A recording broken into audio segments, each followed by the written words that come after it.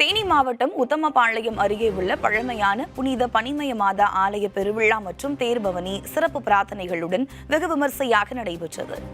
ராயப்பன்பட்டியில் அமைந்துள்ள புனித பனிமய அன்னை திருத்தலம் 123 ஆண்டுகள் பழமையான ஆலயமாகும். இந்த ஆலயத்திற்கு தமிழகத்திலிருந்து மட்டுமல்லாது வெளி மாவட்டங்கள், வெளி மாநிலங்கள், வெளிநாடுகளிலிருந்தும் ஏராளமான கிறிஸ்தவ இறை மக்களும் சுற்றுலா பயணிகளும் வந்து செல்கின்றனர். ஆண்டுதோறும் இந்த ஆலய பெருவிழா விமர்சையாக கொண்டாடப்படுவது வழக்கம். அந்த வகையில் இந்த ஆண்டுக்கான பெருவிழா கடந்த 9ஆம் தேதி கொடியேற்றத்துடன் தொடங்கியது. விழாவின் முக்கிய நிகழ்வாக திருத்தேர் அர்ச்சிப்பு நடைபெற்றது.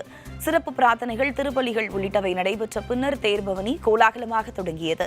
நிகழ்வில் தேவாலய பேராயர்கள், போதகர்கள், பங்கு தந்தைகள் உட்பட ஏராளமானோர் கலந்து கொண்டு அன்னையே வாழ்க, மரியா வாழ்க என்றபடி தேரினை வடம்பிடித்து இழுத்துச் சென்றார்கள்.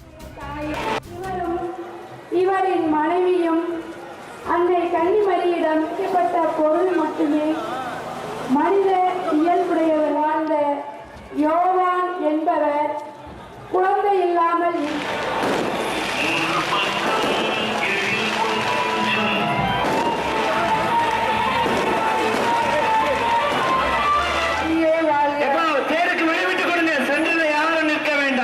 தங்கள் சொத்துக்களை அன்னை கன்னிமரியாரின் பெயர்